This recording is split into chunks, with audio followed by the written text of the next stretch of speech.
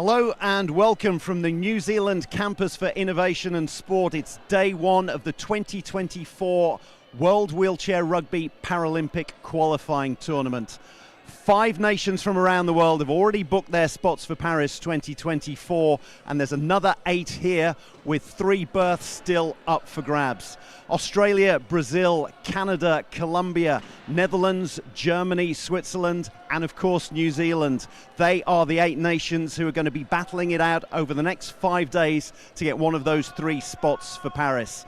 They've been divided into 2 groups of 4, and we're going to be getting underway with group action, as you can see behind me, in red, Colombia versus Germany in grey.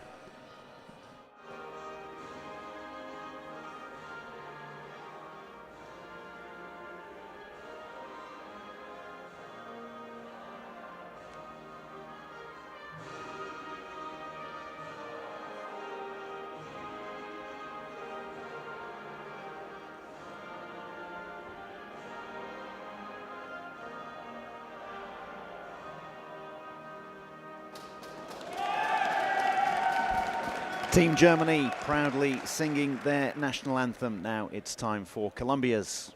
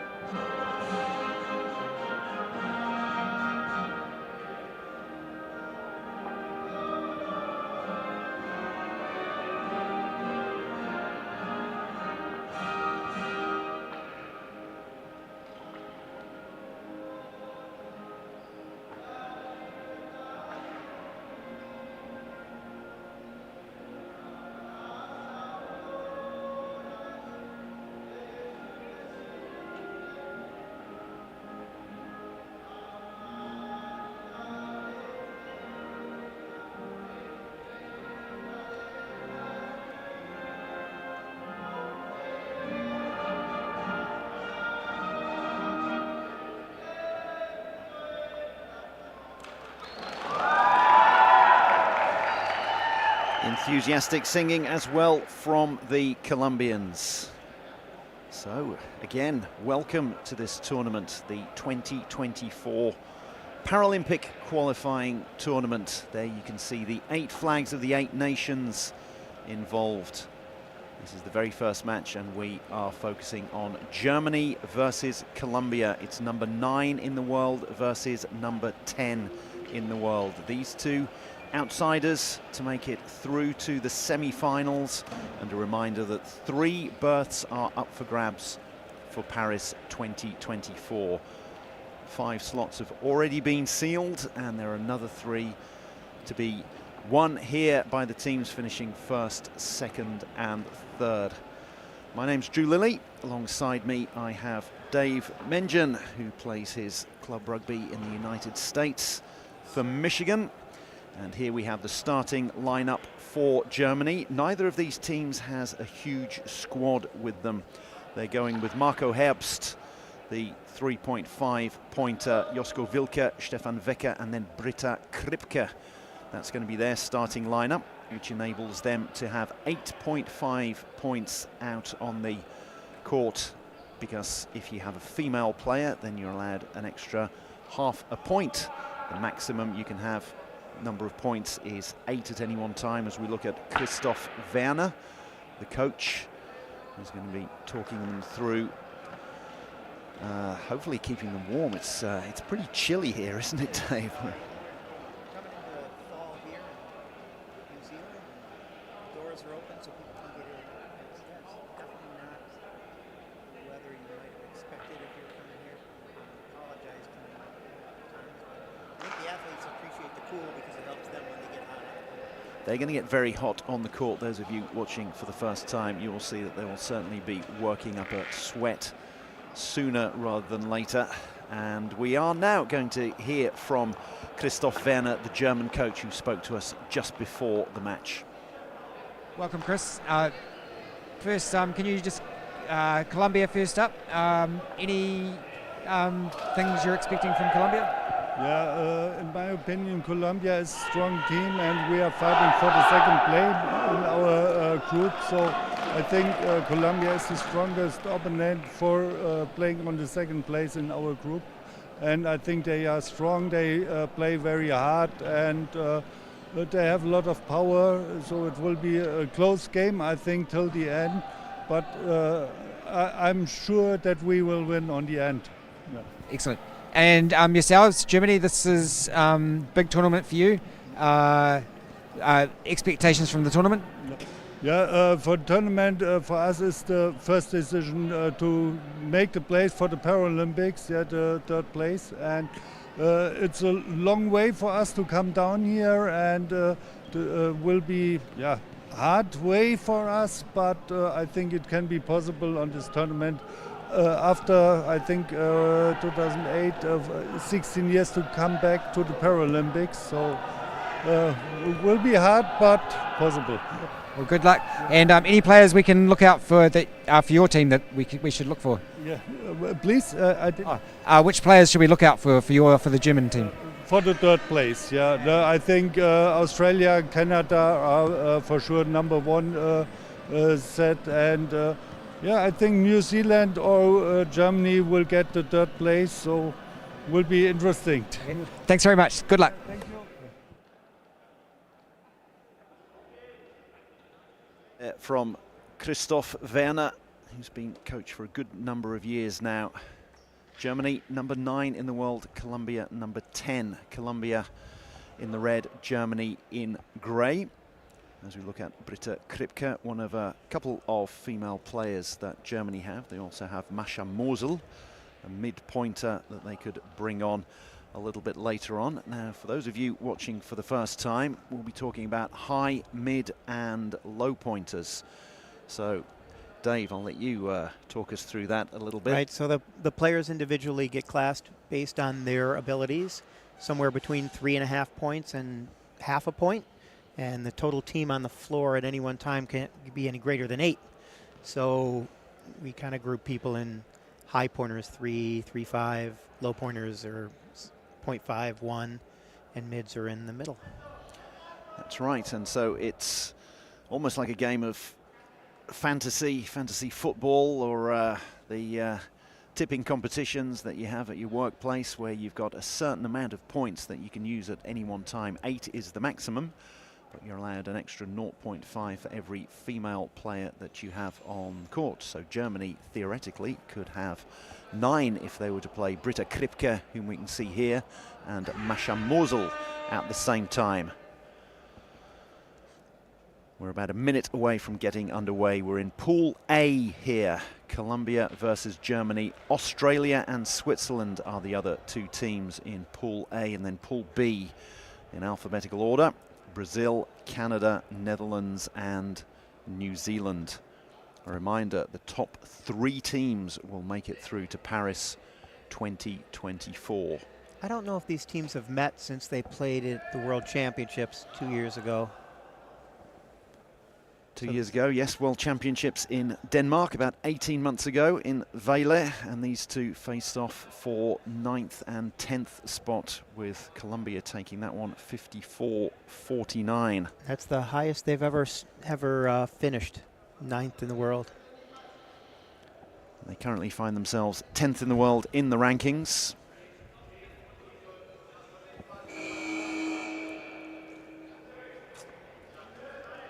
Getting ready for the first tip-off. All right, here we go. And it's Germany with the first possession. You can see the number 1, Marco Herbst. He's going to be the focus of a lot of Germany's action, the 3.5 pointer, their main outlet, and he gets them on the board straight away. Now Roscoe will be the focus on the other side. But Vargas has come into his own. It's been fun to watch him grow as a player.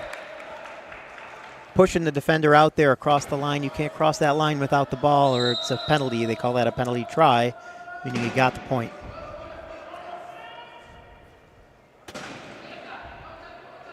There'll be various gestures from the referees and the various co-commentators that I have will be explaining those as the tournament unfolds. Figure out why Orozco didn't go in there and attack that ball. Oh, and that's a missed opportunity. Orozco having some words there with Paolo Martinez about the pass. I think he, only having one hand, he needs it to come to that hand in order to catch it.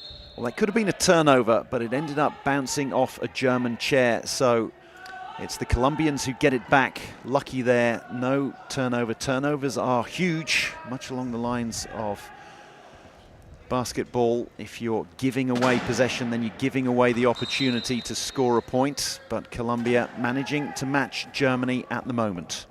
Charlie Neme with that try.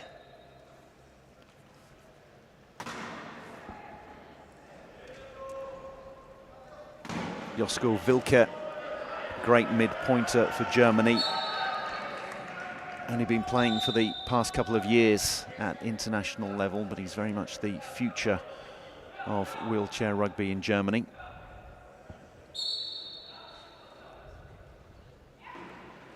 Martinez called for the ball there so she could get back to the try line to inbound. Wow, I can't believe she got that over the top, but Orozco couldn't pull it down. And there we have the first turnover, and it's almost like a break of service in tennis. So Germany now with the 2-point lead. There's a lot of pressure on Martinez to get the inbound, and there, well, it's like the old adage about buses. You wait ages for one to come, and then two come at once. You get a little bit nervous once you've committed a turnover, and maybe you try a little bit too hard, and all of a sudden that is 3 points in a row for Germany. Yeah, a little miscommunication non-verbally with Vargas. I think the pass was sent as if he was going to come back to it, and he went deep expecting it to go long. Now Orozco in trouble. Good use of the timeout there. Colombia is ice cold at this point, so they need to collect and get back out there so they can beat this defense of Germany. Good use of the timeout as well also, because Colombia needed to get the ball over the halfway line and they were boxed in. It's been absolutely swarming defense from Germany, and they haven't let that number 4 there, John Orozco, have even an inch of space to get out, because he's always going to be their outlet. Yeah, he's definitely their number one. If they can keep the ball out of his hands, that's their best chance of creating those turnovers. Or should I say hand? So now attacking the key. Germany set back in the key, that white area that you see. Only 3 players are allowed to be inside that key from a defense perspective. If a 4th goes in, that'll be a penalty. Nice play. Nice little handoff there by Orozco to Vargas. So that gets them on the board. It staunches the flow. Orozco pulled the defense to one side, allowing Vargas to get to that other corner. You'll see a lot of that.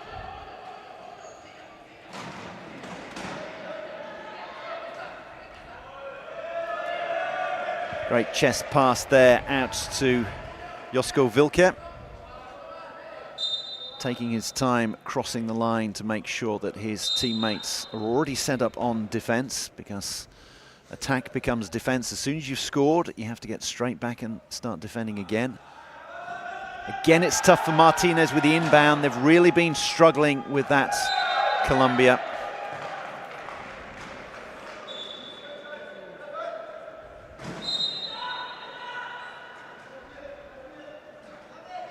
So a change of inbounder now.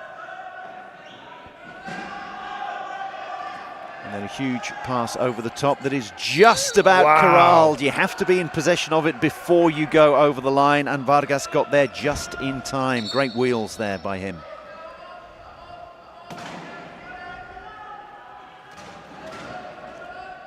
Wilke weaving his way over the halfway line, then over the top to Herbst. Wilke's doing a great job of running that offense. Getting the ball out, following his picks.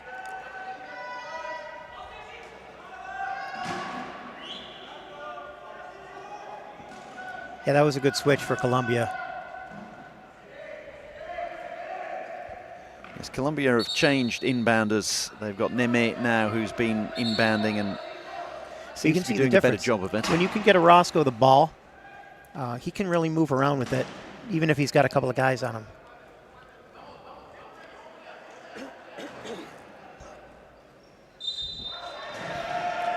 End-to-end stuff, scoring very quickly.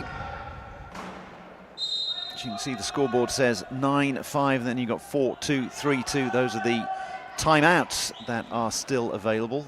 4 of the 30-seconder variety for Germany and 3 of the 30-seconders for Colombia. Quite often used when you're in a bit of trouble and can't get the ball over the halfway line quickly enough. And then the 2 are the longer ones, the coach's timeouts that last for a minute. You can't use those to stop the clock. The clock has to already be stopped.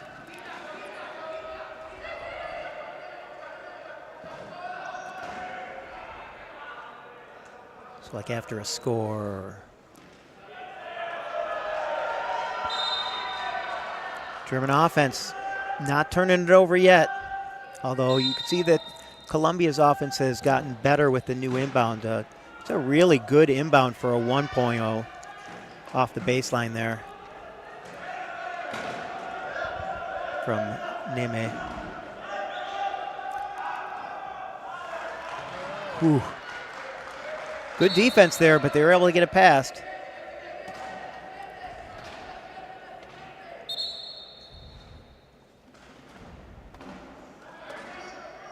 So 12 seconds for Germany now to get the ball over the halfway line into the front court. And they do just about, but how about that? Absolutely wonderful pass there. Fired out by Stefan Wecke.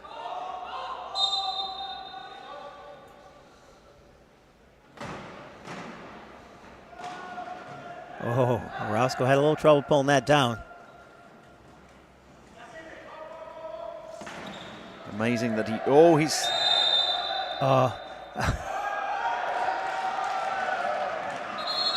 tipped over there, and it's going to be a loss of possession. So talk us through legal hits and illegal hits. Well, you know, Vargas came back there to set a pick instead of staying out there for the pass, which I think was crazy. But you're allowed to hit people as hard as you'd like to, but you can't hit them from behind the axle in a way that puts them in danger, spins their chair or flips them backward. We had a guy in practice just a couple weeks ago. I hit him from behind, and his head hit the front of my chair. So it's a safety concern.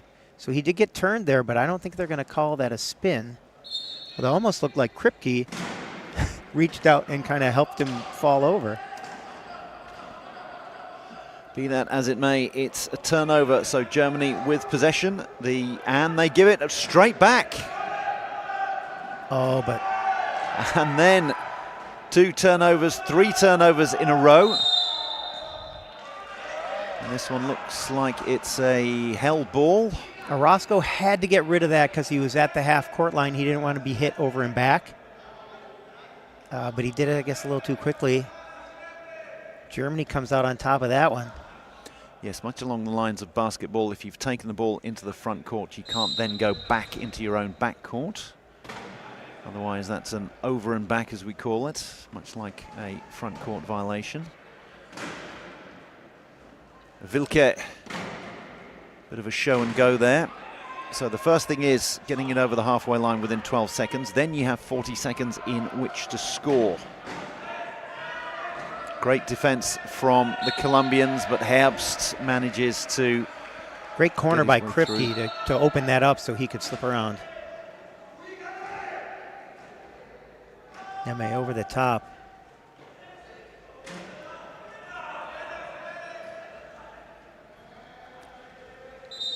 Much easier score there from Colombia. They'll take that mismatch if Kripke is on Vargas. He's certainly faster than she is. But she's got a mean picker. She can get in there and really do some damage. Looks like Vilka has a glove issue. They're taping that rubber back on his glove. Orozco has a glove issue. He doesn't wear any. Well, it seems silly to buy 2 gloves when you only can wear 1. And I believe that was illegal contact. He was reaching in, trying to get to the ball. You cannot touch the other player. So Roscoe will go into the penalty box for a minute. He will sit there until Germany scores or until that minute expires. Similar to hockey. And you'd expect Germany to score well before the minutes. There you can see Orozco at the bottom of your screen in the sin bin. Well, when you're 3 minutes out, at this level of rugby, you're already thinking about how you get that last try. Where do you need to score so that you can ensure that you get the last one? Yes, 40 seconds available for each possession, and you want to make sure that when you score, you want to score as late as possible and leave your opponents as little time as possible for their final possession. Germany also has a possession arrow currently, which means they would get the ball at the next try. Oh, I take that back. It's pointing in Colombia's direction. Yes, Germany won the tip-off, and I don't think we've had a held ball since then.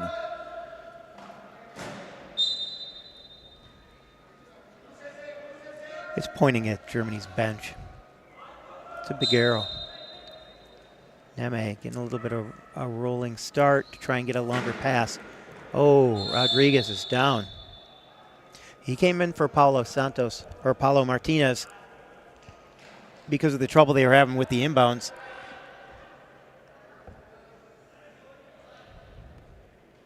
But he just rolled up on top of the wheel of,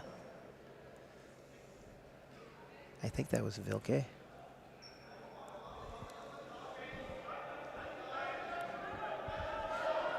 No, it was not. It was Vecchi. Rolling substitutions allowed, on and off. These teams haven't got the biggest of benches, though, in particular Colombia. They've just got the 3 on the bench there that you can see. Orozco hemmed in, needs to get the ball over the halfway line, and does so. And does so quite brilliantly out to Vargas. The defense of Germany still making it hard. Likewise, Colombia here. Vilke, the one who's hemmed in, and that one is going to bounce off Herbst. Oh, and Germany comes up with it. They're Orozco saying, how on earth are you calling that one against me? Neme Surely too, came off who's in Herbst it. first. Yep. Or last, rather. It must have been a double bounce, a bobble in between Herbst, and I think Main must have come off Orozco finally. Great release pass there. Well, the thing Vilke about to sport, Herbst. reality is what the referees see. Doesn't matter what actually happened.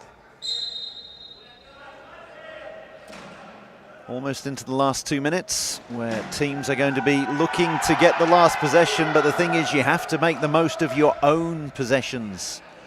And that's another giveaway. And that's a turnover, and it's now a 5-point lead for Germany.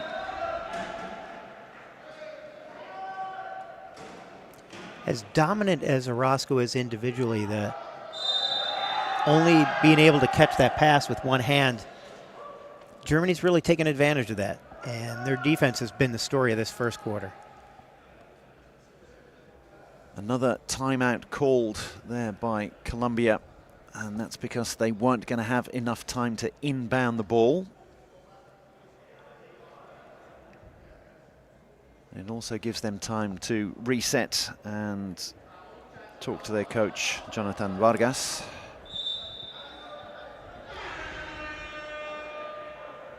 And he'll be able to give them a few hints as to what to do to remind them what to do, what the plays are for the last 2 minutes of this first quarter.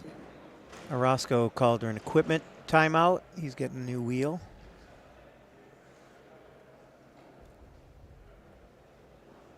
Timeout's incredibly quick.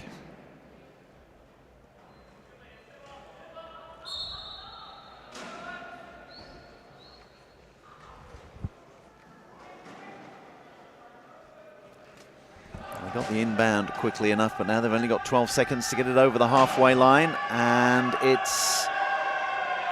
Vargas's pass got tipped off the wheel. Delight on the German bench. You can see Christoph Werner jumping up and down. That's a huge turnover for them. So around 1:45 is when you like to get one of those scores when you're looking at the game clock. So the main thing for Germany is, though, that they have a 7-point lead. That's a huge lead already. Yeah, especially at this level of rugby. 9th versus 10th in the world, and you're already 7 points clear in the first quarter. That's huge. And with Australia in this pool, you have to win this game in order to get the other slot at the top bracket. Yes, for the crossovers. It's really important. Semi-finals, the top two making it through to the semi-finals. So to a certain extent, this is a quarter-final already.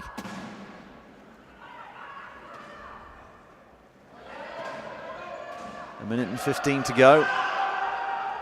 Kripke isn't going to be able to get that one, so there is a turnover. This could be big for Colombia.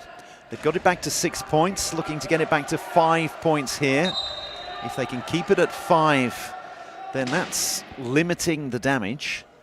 So into the last minute, and that's where teams are going to be looking to either score incredibly quickly or take a good 40 seconds off the shot clock. Here's where you get in some clock management. They can use their timeouts to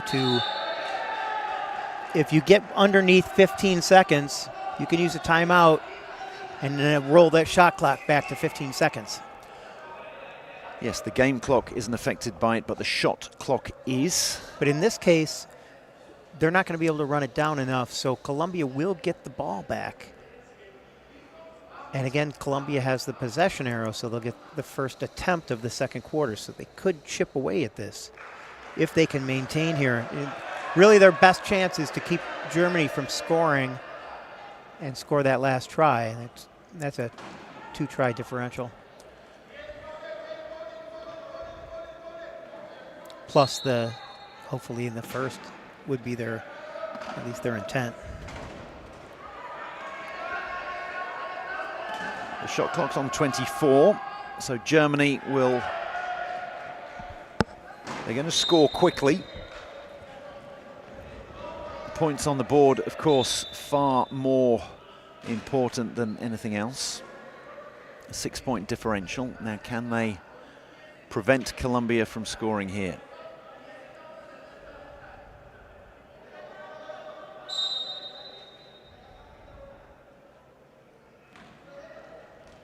So they'll look to use as much of this as possible. So Colombia can run down the clock, but obviously the main thing they want to do is score a point.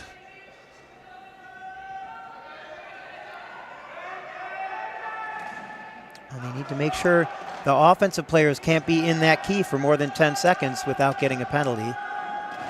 Neme able to get out. I thought he was going to be stuck there. 9 seconds seems like a lot of time for Germany to score. They're blocking Orozco in as well, trying to push him over the line. He's desperate not to go over the line there, and there we go. He's got the ball and gets the point, so he was taking his time. And here's the inbound. It's going to be a Hail Mary. Orozco, he knocks over the post. You ought to be given a point for that one, but you're not, and it means that it is just a 5-point deficit, but it's still 5 points. Germany leading 18-13 as we go into the first 3-minute break.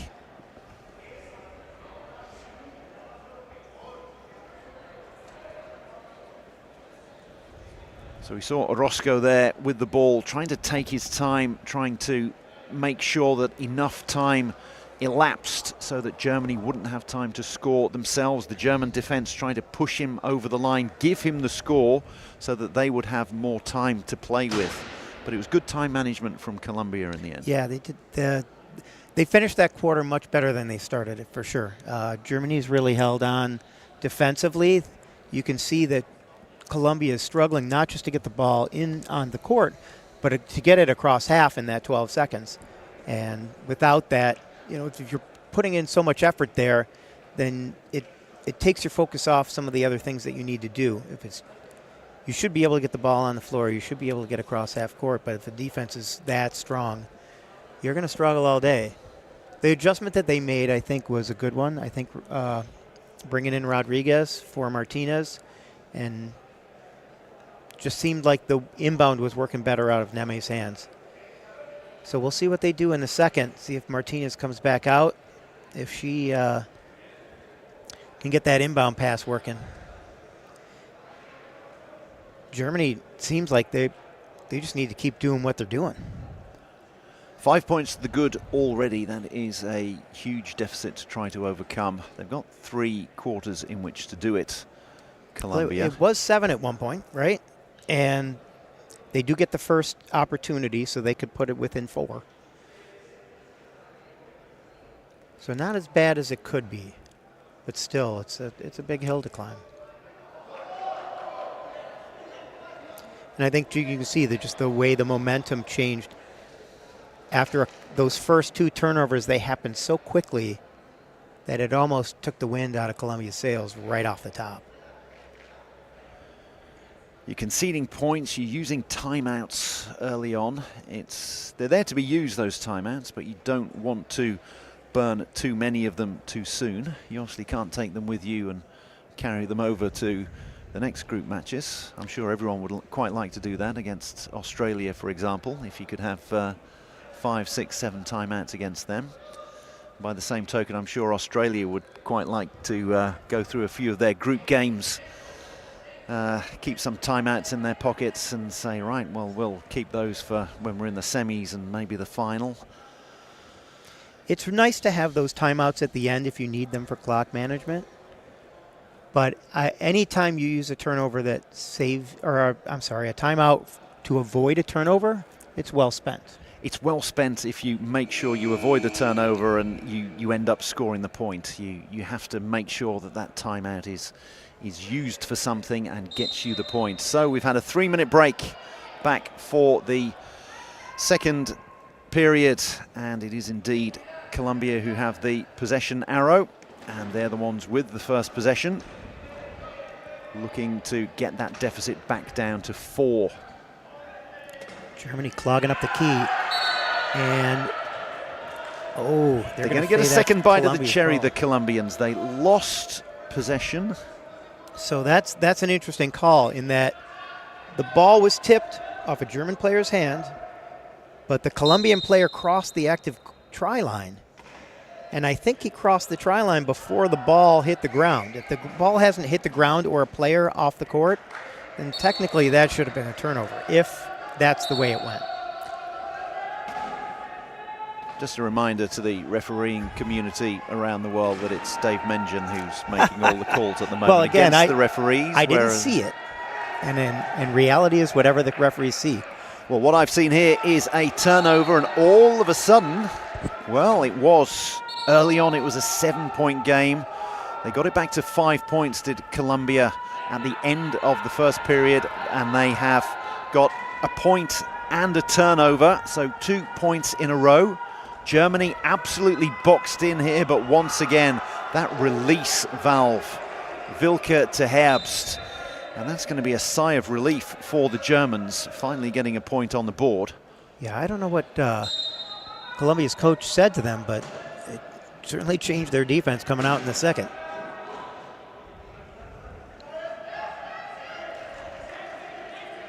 Clean pair of wheels there shown by Vargas.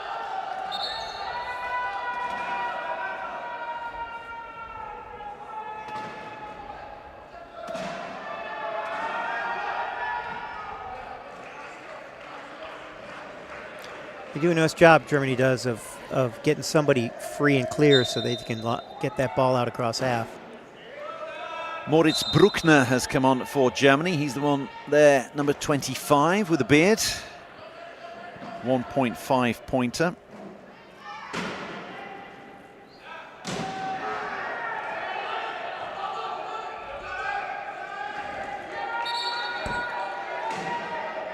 Colombia playing defense back across the line, off camera, trying to keep all the German players, all the ball handlers away from that ball.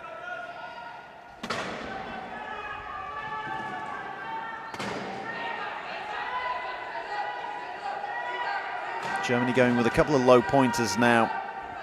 And one of them there, Bongard, finds himself boxed in.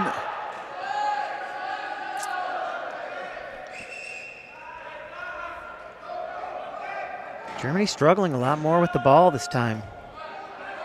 And that being a held ball changes the possession arrow. Germany keeps it, but the advantage there is that Colombia now has the possession arrow for the next either for the next held ball or for the start of the next quarter. So it's a good thing to win. It doesn't get you a point, but it gets you the potential to win a point.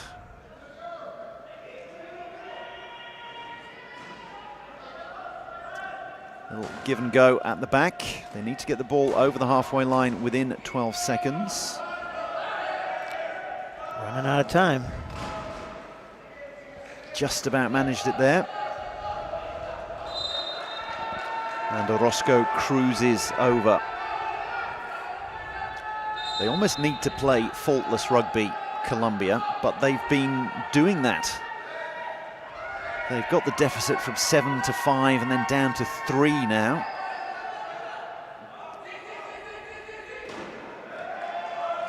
Over the top from Bruckner. Orozco had to make a decision to go after the ball or to watch for the pass, but you know, technically we're all quote-unquote quads, so your best chance of creating a turnover is to force someone to pass.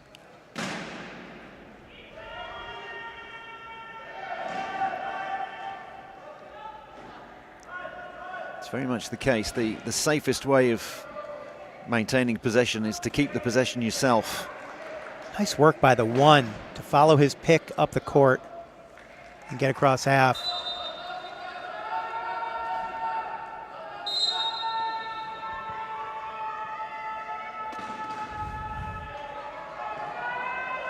Again, Germany struggling to get that ball in. Yes, the clock doesn't start until the ball has been inbounded and then touched by a player or a chair, and they're really struggling to maintain possession, and that goes from one chair to another. It wasn't, well, it's not something you're going to see in the playbooks, but it worked in the end. But it's not quite desperation stuff from Germany, but they're struggling to hang on to this lead at the moment. As long as they keep getting those kind of breaks. Oh, that one's going to be tough to grab. Not quite in time. You could see the referee wave that one off, and if you were watching closely, you would have seen that the ball wasn't grabbed before it went over the line there. It was incredibly close from Vargas. Almost got there in time, but you can see there that he only got control of the ball after he'd gone over the try line. A little too much heat on that pass. Yes, it needed a little bit of backspin. Easy for us to say from our commentary position. So it's a turnover, and that will be huge for Germany mentally. And then, well, Orozco says, I'm the one who didn't put the backspin on the pass. I'm going to get this ball back. And I'm going to get it back to a 3-point game. How about that? Did it all himself.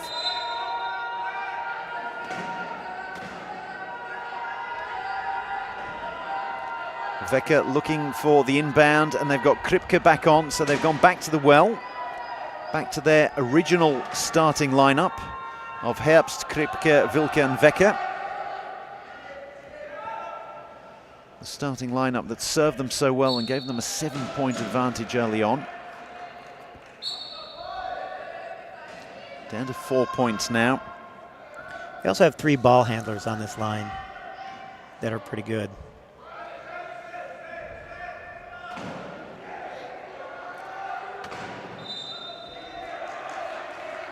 Vargas almost lost a handle on that one as he got the first hit, but was able to maintain. And now he's being held off the court. Shouldn't he be allowed to get on?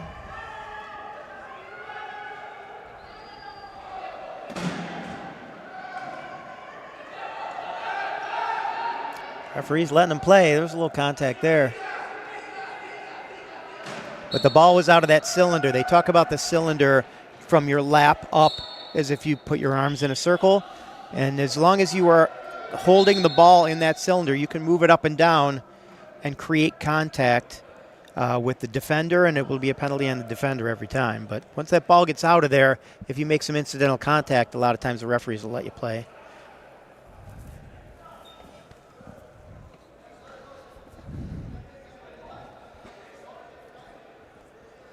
Looks like we got an equipment again.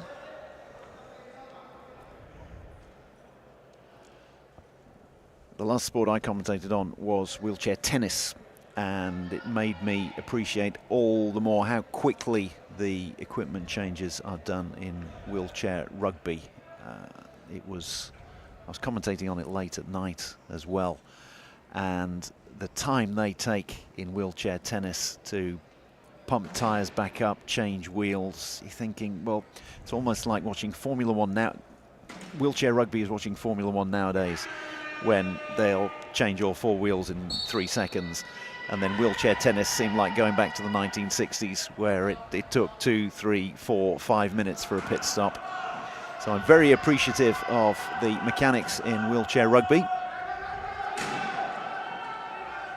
Columbia get it over the halfway line just in time. That was close. Yeah, the equipment people in rugby have gotten really good. Like the standard that they expect for you to be able to change a tire is 60 seconds. And some of these tires are really hard to get on the rim, because with the contact that the wheels take, tires used to pop a lot. So they've made the sidewalls thicker and thicker, but it also makes that harder to get that tire over the rim.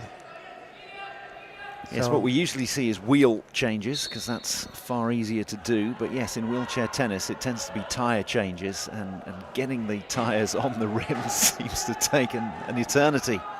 Well, but in rugby, even though I have 2 spares sitting on the sidelines, of the 4 wheels I have, there are 2 that are my favorite. I want that wheel back when I get a flat. So, and that's when you're at this level, it can make a huge difference from your second best wheel to your third. You want that thing back. So if your equipment guy can change it in 60 seconds and get it back on your chair, it can make a difference. It can be the difference between an extra try or not. Germany moving the ball around. It's gone through a lot of sets of hands, I think all 4 of them. Great and then patience. They built that up really well. It was swarming defense from the Colombians, but yes, Germany not losing their cool. And then route 1 from Orozco to Vargas. Switched it up, made Germany think about the defense there. It's good to do that once in a while. If the defense is too strong in the position and you don't make any changes, then you're not going to gain any ground.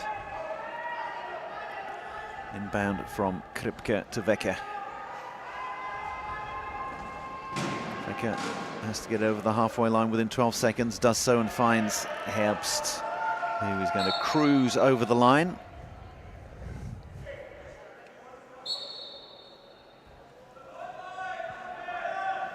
Nemi with quick inbound.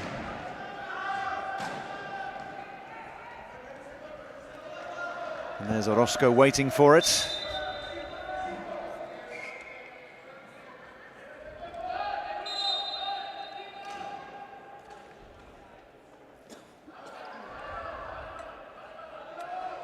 Seems like Columbia has a more difficult time defending this line versus the line we saw at the beginning of the second. Got away with one there. The advantage is that if Herbst can't get to it, as he couldn't there, then you've still got someone like Wilke, who is incredibly mobile for a two-pointer.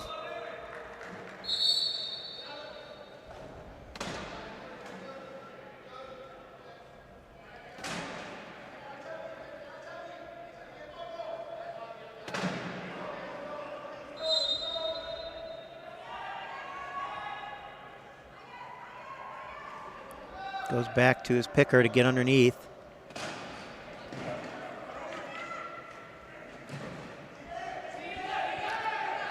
Veke hadn't got the speed to get over the line himself, but with Wilke and Herbst alongside him, he had a couple of options.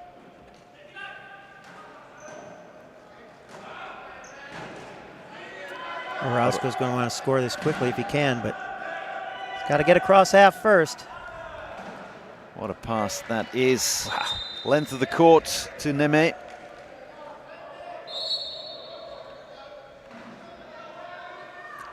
Almost into the last 2 minutes of the first half. So that's when the time stamps are going to start to come into play.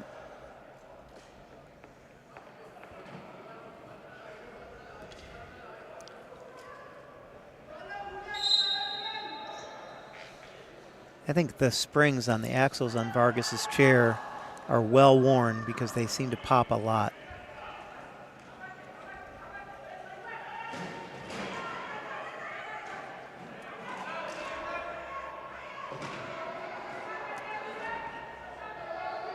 So everyone in a very small piece of real estate here.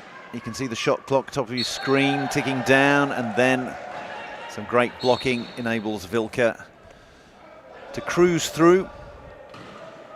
Orozco trapped at that line. They have to look for another option.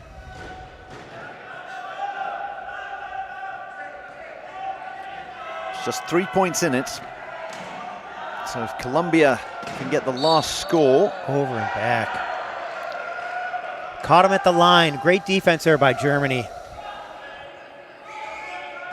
So Orozco, the Colombian number 4, taking the ball into the front court and then being pushed back by the Germans. So it's an over and back, and that creates a turnover. Colombia were looking to get the deficit back to 3. Germany will now be keen to stretch it out to 5. If they can score now and then get the last possession, that will be huge for them.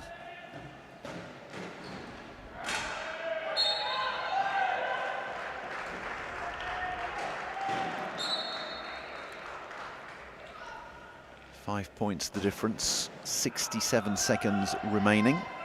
So whatever happens, Germany will get another possession.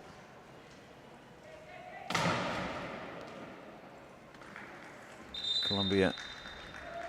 That's right where they want to score in order to get another possession for themselves. So Colombia doing well there in terms of the timing. So they know that they will get another possession now. Maximum that Germany can take is 40 seconds, so maybe they'll try to score incredibly quickly here. They could also use a timeout, but we'll talk about that if they do it. So wow, that wasn't a good thing for Colombia, but it certainly was a great thing for Germany. And now Colombia has to do the same, score quickly. Which is why Germany have set up in the key. There they are, trying to make sure that Colombia take as much time as they can, but no, weaving through. So yes, Germany now 41.5 seconds remaining on the clock, 40 seconds on the shot clock, but yes, they can take a timeout once they're well into the last 15 seconds, and that will reset the shot clock to 15. The main thing is those scoring points. Now the pressure's coming. Colombia have got the deficit down to 4. Orozco in there with that hand. You need to bounce the ball every He's 10 seconds loose. as well. Did he get it Orozco's stolen it. He needs to use some of that clock up. So he's going to use up as much of the clock as he can. He needs to make sure he scores he's as well. Score it. Hands it off, and you can hear them counting down in Spanish. 8-7. It got down to 4.5.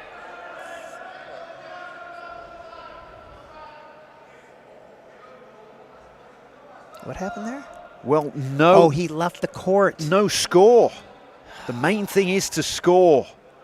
So the German player crossed the line without the ball, and because the ball wasn't advancing toward the try line, it's a penalty, so he goes try. into the box, so it's not a try, right? Oh, and Vargas dropped the pass. Oh, he's going to regret that one. I think he was thinking about what happens next. He was already looking to see where his teammates were set up on defense. So Germany, now they can just hold on to the ball. They don't have to bounce it. They will. Wow. It's the equivalent of, in the NFL, taking a knee. So at the end of the first half, Germany lead it 33-29, but we've still got a big match on our hands. Yeah, this turned out to be a great one so far.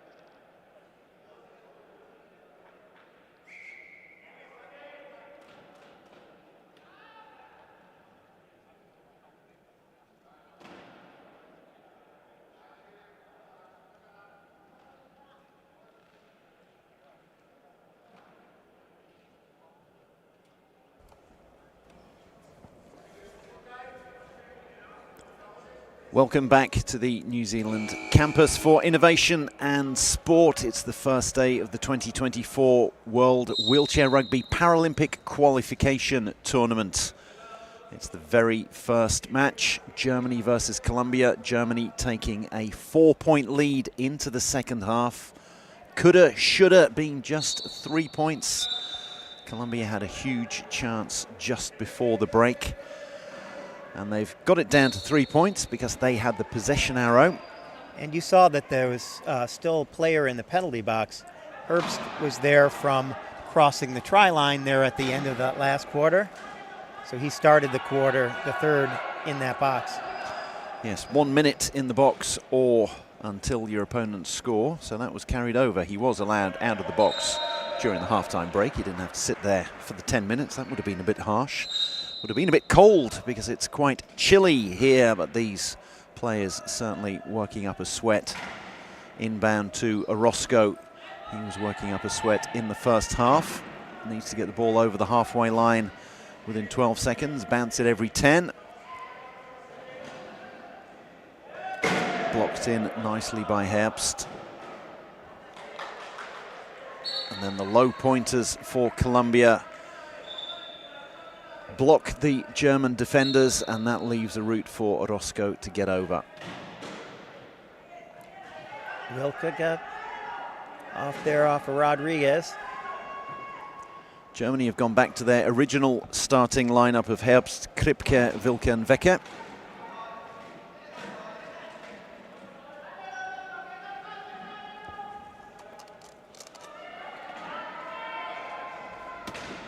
Looking to toss it over. What do we got for in the key? So Rodriguez crossed that line, put himself as the fourth player inside that white area, and defensively can only have 3. So he will go into the penalty box.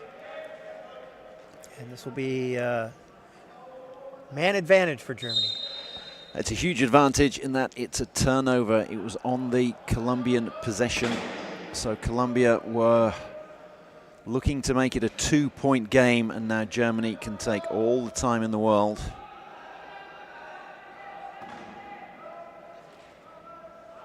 Setting themselves up nicely. So now Rodriguez is trapped there. You can see he can't get, oh, you can't see. He can't get on the floor to help out.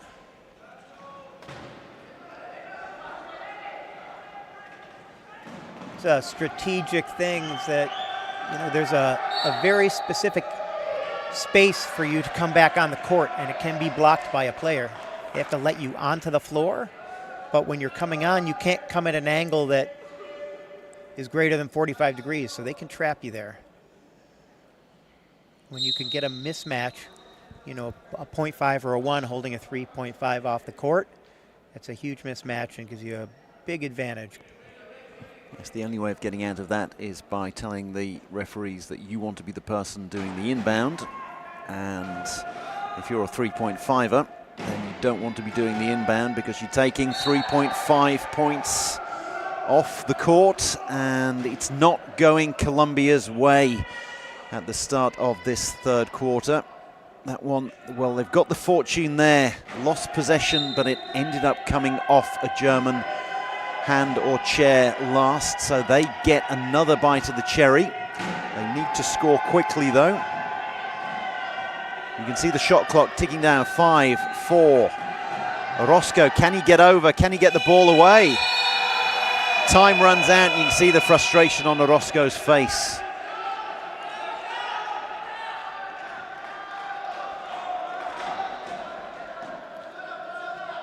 Shot clock there, just coming into view, top right of your screen. You can see it says 40 seconds there, so the players have one of those at either end of the court.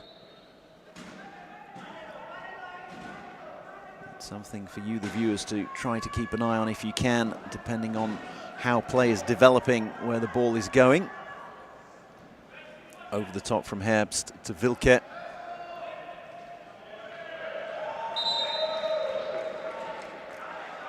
Wecker doing the good blocking work. And Germany doing what they did at the start of the first half. which is making the most of turnovers and extending the lead. And keeping Orozco from getting close to the inbound so he can take it. Because he is clearly Columbia's #1 ball handler. Vilka trapped down there.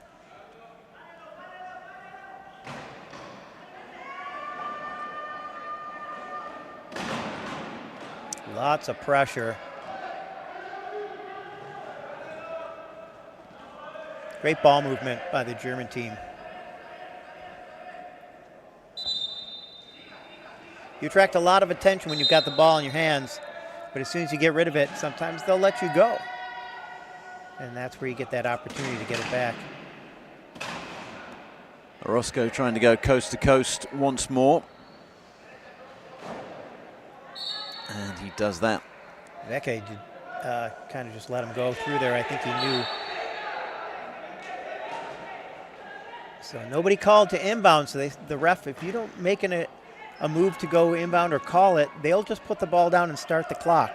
You get 10 seconds to inbound. It has to touch a player on the court. And as you saw there, he set it down and blew the whistle. Timeout been called.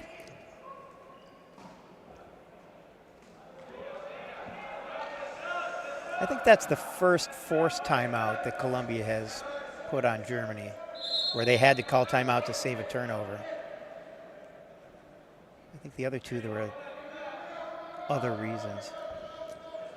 Reminder that this is a huge match in Group 1. The other two teams in Group 1, Switzerland, the outsiders, Australia, the red-hot favourites. So winning this match doesn't quite guarantee you second place in the group, but it's not far off. But losing it puts you in a position where your chances are slim. Oh, they called that a spin. I'd like to see that one again, because that seemed like he kind of was going that way on his own. So Vargas had the ball, and it was coming toward the chair of Vilke. You can see it from behind here. Oh, it was Rodriguez that spun him.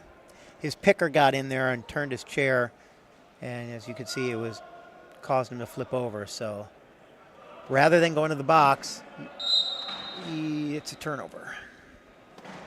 Can't have both.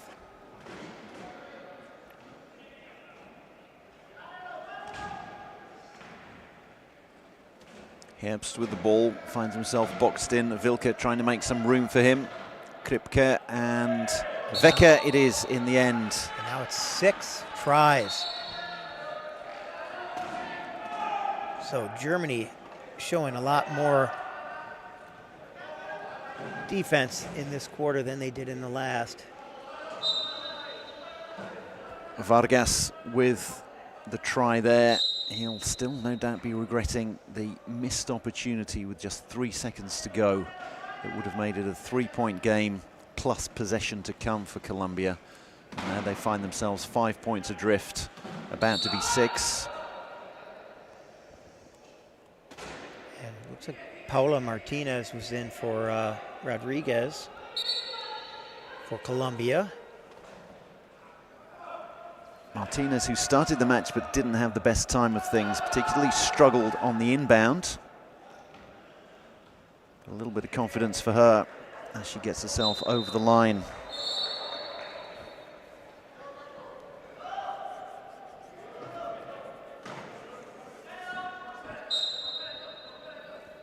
Colombia, who could have made it through directly into this qualifying tournament. It was the top team from the Parapan Games held in November in Santiago in Chile, who got through directly to the Paralympics later in the year, and that was USA. They defeated Canada in the final, so that meant that Canada had to come down here. Brazil finished 3rd. They defeated Colombia in the 3rd and 4th place playoff, the bronze medal match. And that meant that Brazil got here directly for this qualifying tournament, and then Colombia managed to creep in. There are a couple of spots left, the 7th and 8th spots available for the 2 remaining teams that were the highest in the rankings. So that ended up being Colombia and Netherlands who made it through here.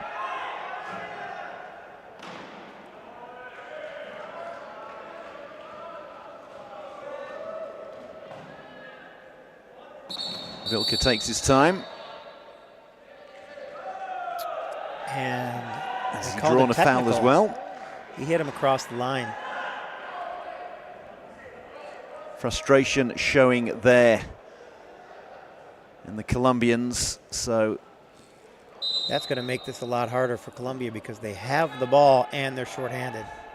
So it's technical foul. So they have Neme in the sin bin. So it's 3 on 4, but they're in possession. That is a huge thing right there that they scored shorthanded, because that could easily have been a try that got turned over playing 3 against 4. And now it's 4 on 3, because it's not any score that lets you out of the bin. It's when your opponents score. So Neme is still there on the sidelines, and he'll be coming out any second now. Germany going to keep him there a little while longer.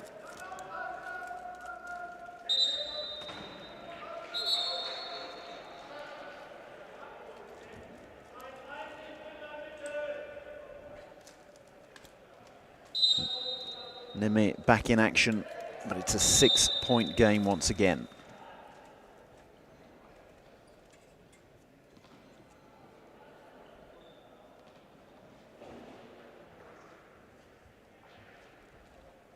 Looks like Herbst has an equipment problem.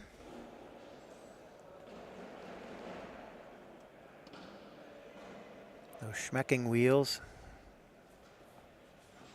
they clamp on more like a bicycle when you clamp their quick release wheels, whereas many of the other axles are pins. Orozco did well to pick that one up. Springs.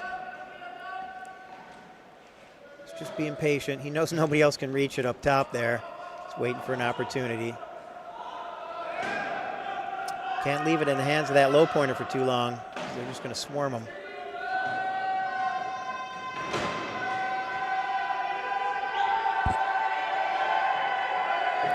Running out of time. You can see the shot clock down to 6-5, and Orozco gets it over the line and gets the point.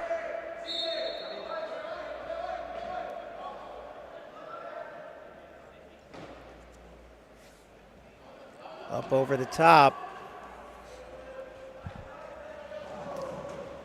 And Orozco goes across the line. That's just a penalty try. There's no loss there, although Orozco's trapped. That's going to be a problem. Great defense from Germany there. So Orozco stuck. So all of a sudden the Colombians only have 5.5 available on the court, or 6 rather, since they're playing with Paula Martinez. Orozco finally manages to get out of the trap. Martinez says, right, you have the ball. She did a good job of getting out of that, because they, when your low pointer has the ball, somebody with lower function, you're going to swarm them and try and keep them from being able to get it out of their laps. One thing they did have there while Orozco's trapped on the line is they had a 3-to-2 player advantage, because it took 2 players to hold Orozco against that line, which is, I think, why they were able to get it out. A foul. I'm guessing it's Orozco by the look on his face. Trying to get that ball out, be aggressive, pop it out of somebody's lap so that you can get pick up one of the tries that you're down. At this point, 5. At the Parapan Games last November, John Orozco scored the most tries of anyone in the tournament, and he committed the most fouls. He was involved all the time.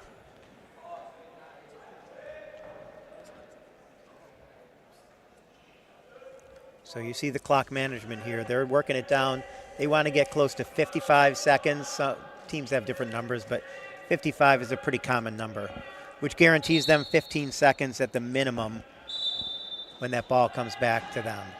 Yeah, so even if Colombia take the full 40 seconds, it means that They've Germany will have 13.1 seconds left. You can see they've also forced Orozco to inbound by trapping him in that penalty box. So now if Orozco can score quickly enough here, they'll get another possession as well. And that is exactly what he's done. Might not have a lot of time, but they definitely have. As you can see next to your scores there, there's a 1 and a 2. 1 is how many floor timeouts the teams have. That's they can use those to stop the clock, or to stop the clock and to get themselves out of a turnover situation. The other 2 are coaches' timeouts. You can only use those on dead balls, but those could come in handy. So Germany now could run the game clock down inside the last 15 seconds, get it down to 12 or 13, and then call a timeout. But that would be their last floor timeout, so they wouldn't have that opportunity at the end of the game. So what they want to do is Nice what job. Colombia couldn't do at the end of the second quarter, and that is just make sure you get the point. At the end of the day, it's only the points that count. It's not the timeouts, it's not the clock, it's the points. So Colombia with an absolute Hail Mary opportunity here from Orozco. Nice defense there. Vilke did a great job of making it so Orozco could not get into a position to throw that pass. So great defense there, but it means that Germany have a 5-point lead going into the final quarter. They lead it 46-41.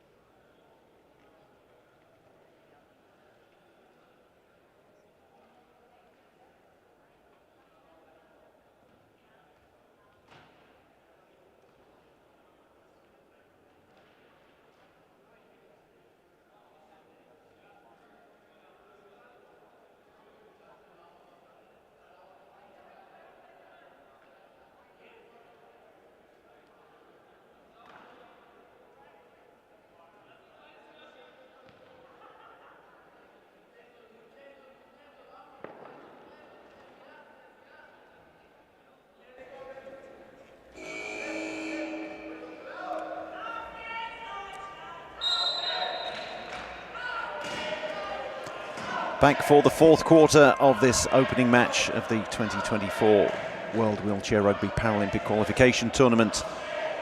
Germany with a 6-point lead, and they also had possession to start this quarter, and they're going to make it 7 points already.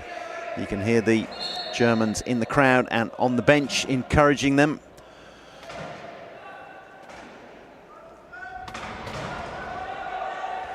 I think they scored that on the wrong side. Yes, the scoreboard hasn't quite got up to date yet. There we go. One off Colombia and one onto Germany, and that is indeed the correct score. And it's a huge deficit for Colombia to turn around. They need to score on all of their possessions, and they need to get 7 turnovers is the long and the short of it. That's a lot in an 8-minute period.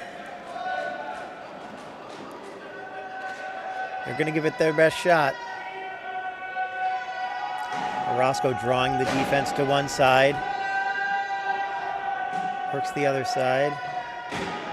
Wilke and Kripke watching him around the left. Herbst in the middle, but Orozco manages to work his way through. He's very good at changing directions. The thing is for Colombia is they need to score quickly. They need to eat into this deficit as quickly as possible. So if it takes them 40 seconds to score on every possession, then that is going to make it a real struggle for them. Herbst taking his time. Again, they're going to run as much time off the clock as they possibly can, the Germans. That time a very effective using up clock.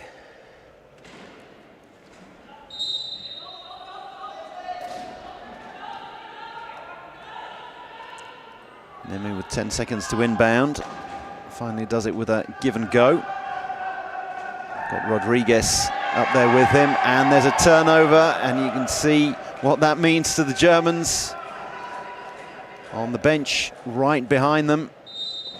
And they will take their time attacking.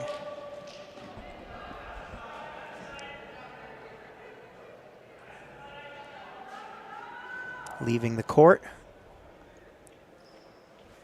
So it looks like Charlie Neme crossed the active try line. He probably got punched across by a German chair.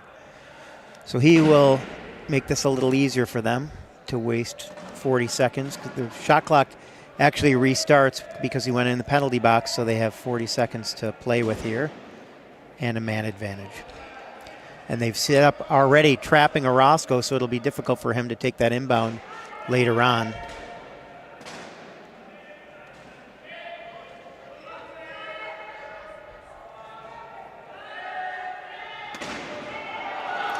Knocked down.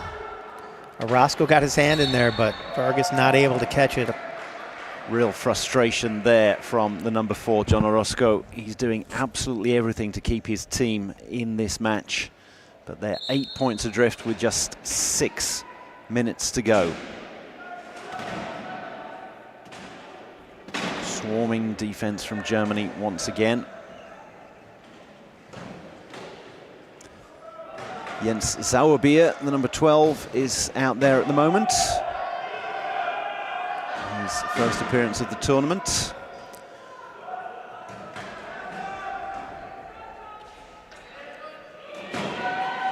Orozco trying to barge his way through, and does so.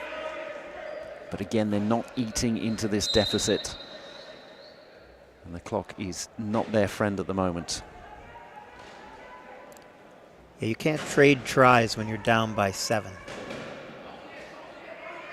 Germany will be more than happy to do that. Sauerbier takes the final timeout that Germany have, the final floor timeout. So 30 seconds just to reset. It also means that they've got more time to get the ball over the halfway line, not committing a turnover. That's the main thing for them.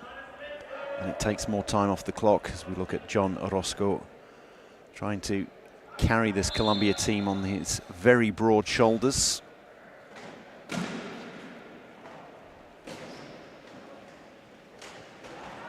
Wilke spins around and gets the ball over the halfway line and bounces it. So fulfilling all of his obligations, and then cruises over the line with a little help from Orozco at the end. A little nudge.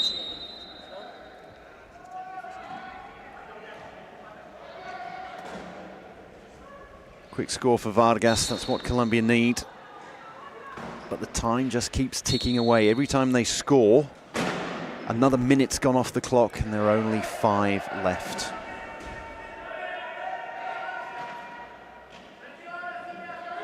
Precarious inbound, and you also can't go out of play there. That was very close from Wilke. Gets the ball away, and they're going to allow play to go on because Germany were in possession and pointing towards the try line, so they are allowed to score the try. Also, it wasn't considered a spin. He hit him before the axle initially, and the follow-through ended up causing that flip. So if it had been a penalty, they'd have stopped it right away.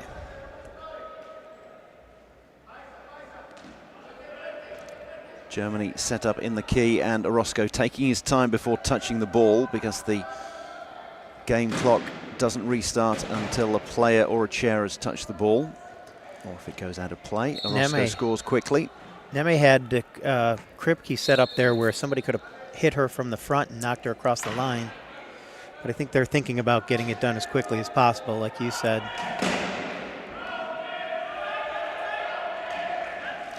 Germany, the exact opposite of as quickly as possible. Wilke's going to take all the time in the world here. They're 7 points clear in possession. And we're almost halfway through the 4th and final quarter.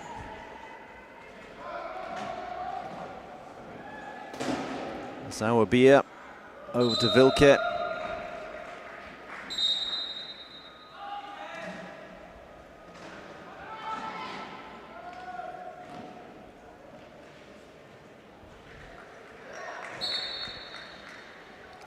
Vargas with the try there. He transitions quickly to defense.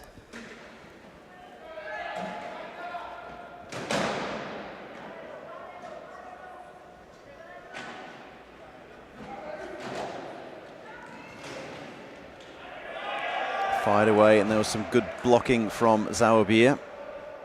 And that Wilke could pick that up and again go around the houses, take some time off the clock.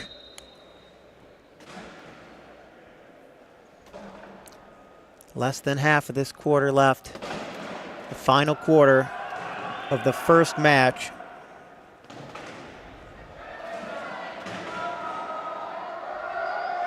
Group A action.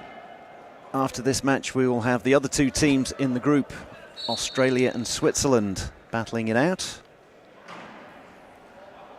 Germany, if they win this, they know that one more victory will be enough to get them through into the semi-finals, unless there is a very strange turn of events.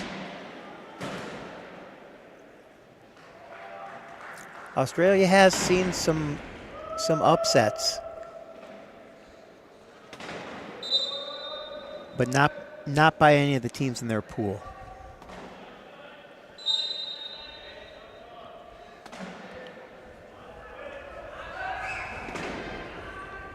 So Vargas will take that across, trying to score quickly again. Doing their level best to keep pace here, Colombia, but time is running out on them. So yes, Germany, Colombia, Austria, Switzerland are the teams in Group A. In Group B, Canada, Brazil is the last match of the day. And then at 3:30 local time, New Zealand versus the Netherlands. Orozco got a piece of that pass too, but the balls are bouncing Germany's way today.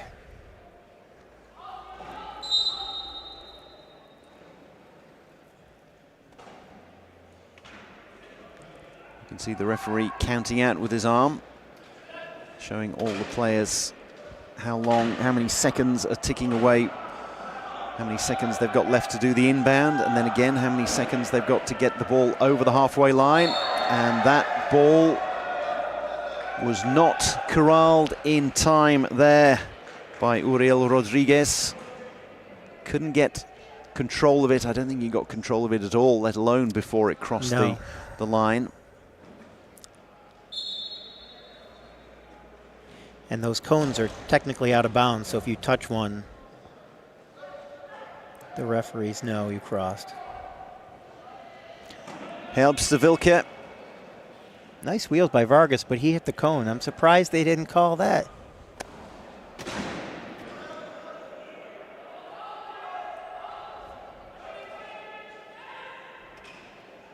Maybe the cone isn't when you're when it's about that. I just Southern Hemisphere refereeing, I think, is what it is, Dave. It's, well, I don't know that it's I don't know the rule there. I have no idea.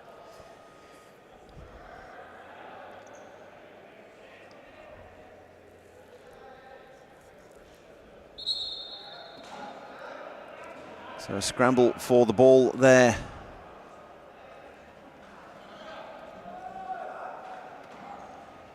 Orozco doing his Statue of Liberty. We'll see plenty of that later on when New Zealand are playing, and Hayden Barton Coots will be doing the same. Quick score from Colombia. It's almost out of reach for them now, though. Into the final 2 minutes, Germany with a 7-point lead. Orozco just not giving up. He's got his hand on that ball. I was wondering if they were going to call a held ball there. Or a jump. You know, in basketball we would call that a jump, but there's no jumping happening on this floor. I've heard it called a jump ball. The Team GB call it a jump ball. So, we do too, but yeah. That's not the official words the referees use.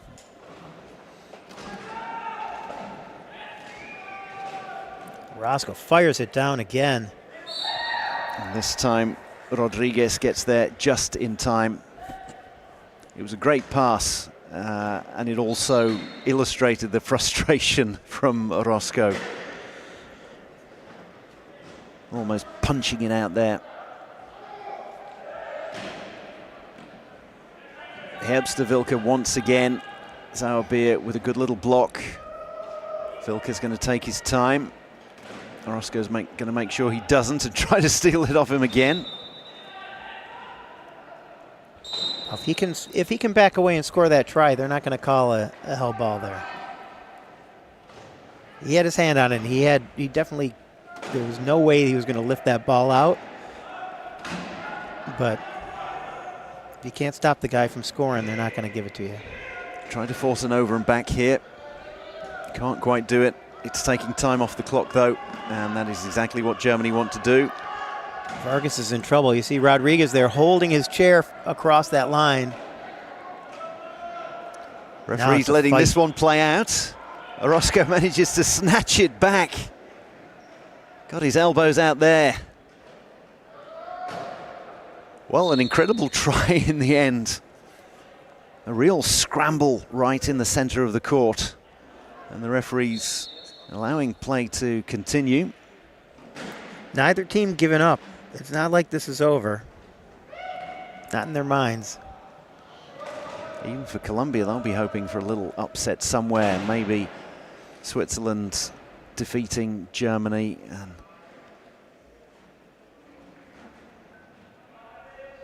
But Germany look to have secured the points from this one.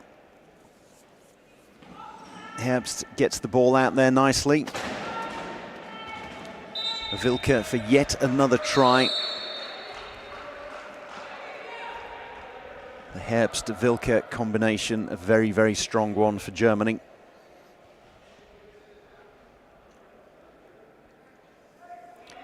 Sauerbier having a conversation with the referee. Looks like Orozco has, nope, somebody has an equipment problem. It's Vargas. It's that dang axle again. 22 seconds to go.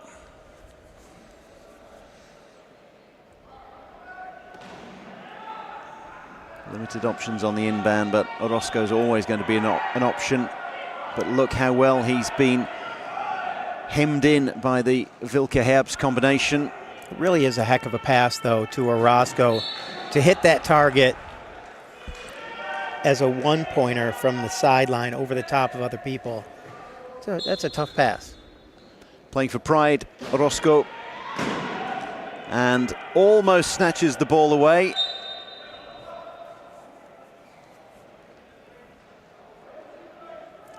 So now all they have to do is inbound. And now they'll take their time, and the clock does indeed run out, and Germany are the first team on the board in Group A. They have defeated Colombia 58-51. They opened up a 7-point lead very early in the first period, and that ended up being the difference at the end. Colombia really getting back into it, so if you take the first 3 or 4 minutes out of the equation, it was a very tight contest. And they say you don't win things in the first quarter, but you certainly can lose them, and I think that was the case for Colombia today. Yeah, the momentum really was in Germany's favor early on after the first 2 turnovers. And when Colombia was able to collect themselves and get back into the game, Germany showed a lot of poise and a lot of patience in order to stay on top, never let Colombia get the lead. So they'll go back and celebrate this first victory of the tournament. This is only the first of 20 games that we'll see this week. And you said it was Australia versus Switzerland is Switzerland. Next up. That'll be on at 12:30. And the winner of that will go level top of Group A alongside Germany. Switzerland and Germany, and then Colombia, Australia are the matches tomorrow in this group. And then on Friday, Colombia versus Switzerland and Australia versus Germany.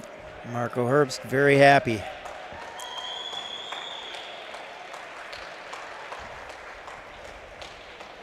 Disappointment for Colombia, but they have a very small squad that they've brought with them. Only used 6 players today, and they've only got 7 to call on. Obviously, it's a long way for them to come.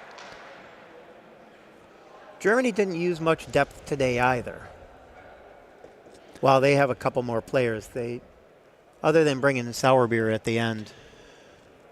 Sauerbier came on. We didn't see anything of the likes of Florian Bongard. Masha Mosel, the female player, 2.5-pointer that they could use. Moritz Bruckner came on briefly as well. So they just used the 6. Maybe keeping their powder dry for the matches that will come later on. Most notably, well, they need to take care of business in the local derby against Switzerland. That's first up on Thursday morning. And then 6 o'clock, the marquee matchup on Friday night. Friday night at 6 o'clock, Friday night rugby. It'll be Australia versus Germany. That will be a big match. A very big match. So that is the schedule that we have today. Germany, Colombia, we've just seen the Germans take that one 58-51. Then at 12:30 local time, that will be 12:30 a.m. GMT for those of you watching around the world. Australia versus Switzerland. Those 2 matches, Group A, and then Group B, 3:30. New Zealand taking on the Netherlands, and then Canada versus Brazil at 6 o'clock after that.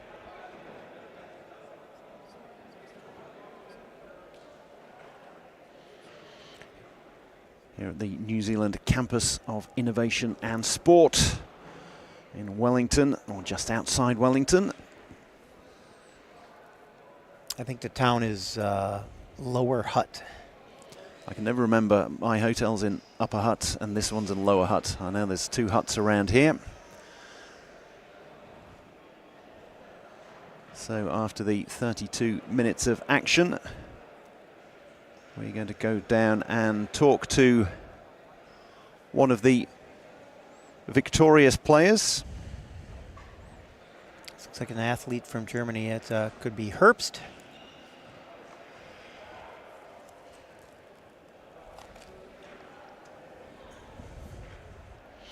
And here we do indeed have Marco Herbst ready to talk to us. Great game by Germany today. Thoughts on the game? Yeah, it was a tough game as expected. Tough opponent, and yeah, I think we did well. All the tactics went well, and we're in the tournament now. What's up for the next game tomorrow? Yeah, we'll be Swiss, we'll be or Switzerland, will be not easy as well. But I think we are good prepared as well, and I think we will do it. Great game today. Yeah, go well. Thank you. Thanks. A great game indeed from Marco Herbst, and a great game from Germany. They got themselves on the board in Group A. They are the leaders in Group A, and it leaves Colombia with a heck of a lot to do. They're not out of it yet, but they're going to have some real upsets against either Austria or Switzerland. And we were trying to talk to one of the Colombians, but finding someone who can talk to us in English may be a little bit of an issue.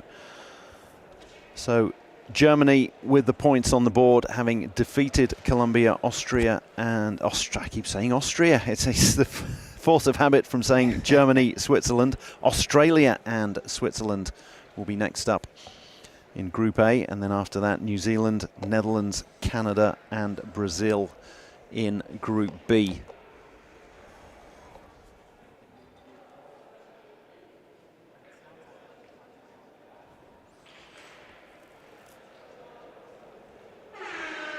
Germany, who were very close to direct qualification, they lost 53-50 in their bronze medal match against Denmark at the Euros. If they'd have won that, then they would be already qualified for the Paralympics. But as it is, it's Denmark who went through from Europe, along with the two finalists there, France and Great Britain, and it meant that Germany had to come through this Paralympic tournament.